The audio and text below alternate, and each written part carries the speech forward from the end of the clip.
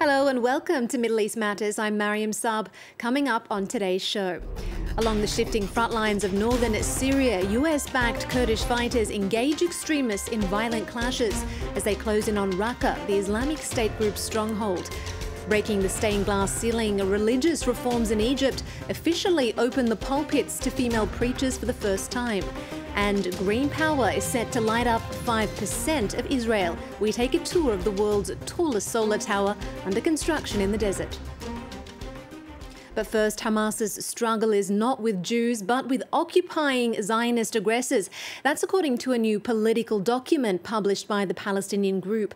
Drawing a line between religion and political struggle is just one of the ideological shifts from its 1988 charter. Hamas also says that it's now willing to accept an interim Palestinian state along the 1967 borders. However, Hamas's change of tone has failed to resonate with Israel, as Emerald Maxwell and Shirley Sitbon explain in this report. Hamas is attempting to soften its image. The Palestinian Islamist group says it's no longer calling for Israel's destruction, at least not right away. Exiled leader Khaled Mashal presented the group's new charter. It would now accept a transitional Palestinian state based on the 1967 borders, meaning it will only include the Gaza Strip, the West Bank and East Jerusalem, areas captured by Israel during the Six-Day War. Hamas considers the establishment of a fully sovereign and independent Palestinian state, with Jerusalem as its capital along the lines of the 4th of June 1967, with the return of the refugees and the displaced to their homes from which they were expelled, to be a formula of national consensus. That would be a first phase. Hamas vows to then continue its jihad to, quote, liberate all Palestinian lands, rejecting Israel's right to exist. Changing its rhetoric, the group says it's no longer fighting Jews, but Zionists. Hamas also distances itself from the Muslim Brotherhood, a move apparently aimed at improving ties with the Gulf state in Egypt, which view the Brotherhood as a terrorist organization. But Israel is unconvinced. Hamas's motivation clearly is to alleviate some of the international pressure against it. And what they're trying to do is basically fool the world, to say we're not as bad as you think we are. But when you look at what they tell their own people, they're calling on a daily basis to destroy Israel. They're calling on a daily basis for genocide of all Jews. The shift in position towards a state with 1967 borders brings Hamas more in line with its political rival, President Mahmoud Abbas's Fattah party. The city of Raqqa is the linchpin of the Islamic State group, its de facto capital in Syria. The US-led coalition, along with Syrian rebels, are preparing to launch an assault on the city. It wouldn't be the first. Suicide bombers have set back previous attempts, but now they're edging closer. Carl Brown takes us along the shifting front line of northern Syria. Do you hear me? Where are you now?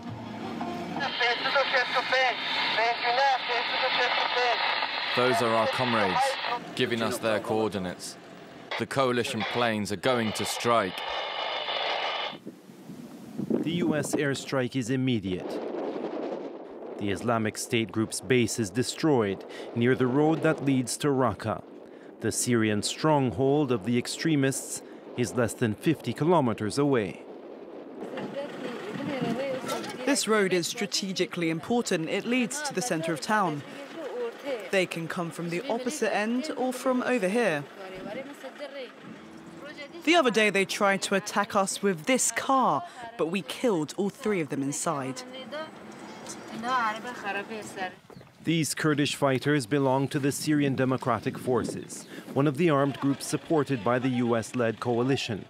Fighting has intensified around Tabqa, the last town before Raqqa. In a war that has dragged on for more than 6 years, where each square kilometer is contested, the Kurds are trying to corner an enemy they believe is becoming increasingly desperate. Their morale is falling apart bit by bit. They have very little territory left. We're approaching the end of the Islamic State group in Syria. All they can do now is sacrifice themselves, because they don't have any way out. It's been tried several times before, each attempt rebuffed. But another assault on Raqqa is coming.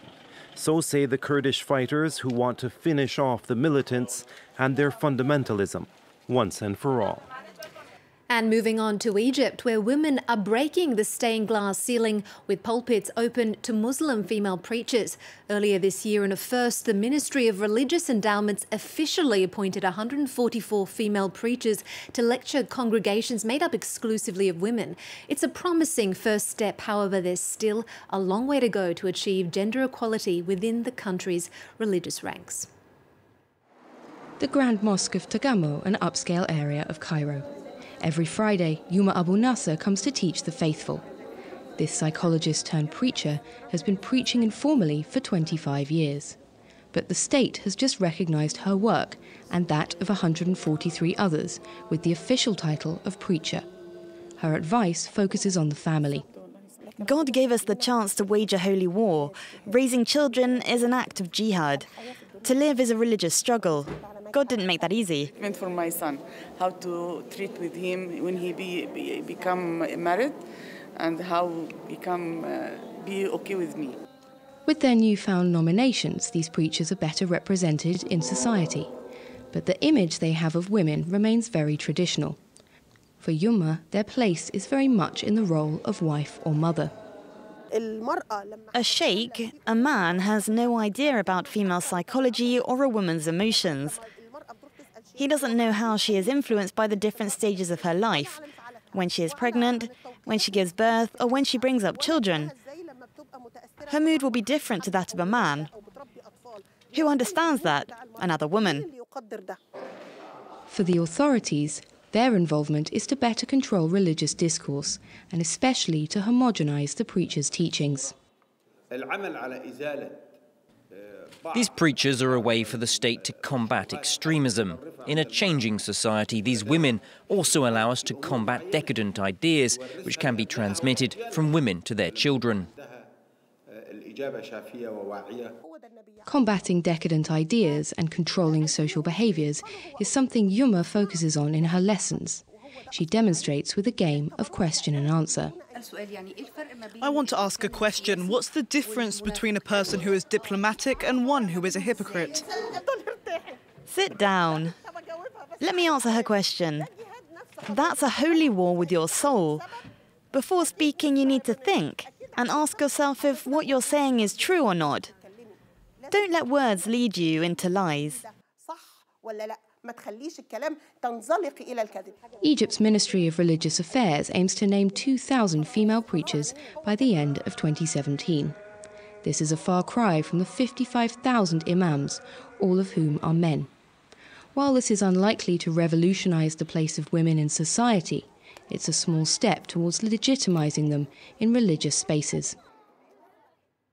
Deep in the desert, Israel is building the world's tallest and largest solar tower. Energy from 50,000 solar mirrors will reflect the sun's rays to the tower. It's expected to generate enough power for up to 120,000 households and bring Israel halfway to meet its renewable energy quota of 10% by 2020. It comes as there is debate over land use in the Negev between the government and Bedouins who've been displaced. The tower in the middle of the Negev desert is no mirage. It's a project meant to boost Israel's use of green energy.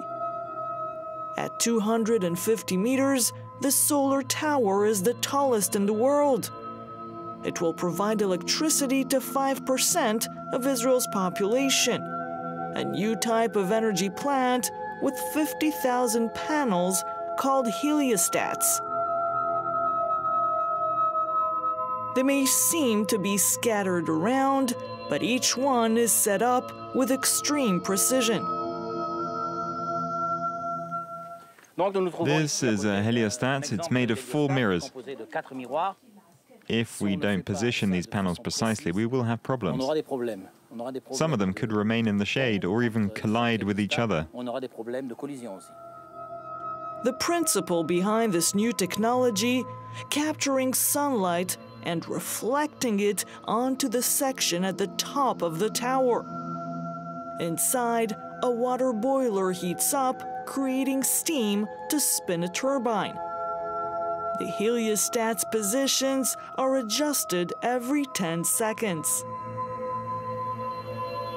To the naked eye, they don't seem to move at all, but when the whole site will be operational, it'll look much like an orchestra of heliostats, all facing the steam room at the top of the tower. The site is one of several green energy projects Israel has been developing in the Negev desert, a region which is seized as a major potential industrial hub it plans to exploit further. But through some of its programs, Israel has displaced local Bedouin communities, forcing them out of areas where they've traditionally lived. The situation has created tensions between authorities and Israel's Bedouin minority. And that's it for this edition of Middle East Matters. Don't forget, you can watch this show and others on our website, France24.com, in French, English and Arabic. Connect with us on social media. Do stay tuned to France 24.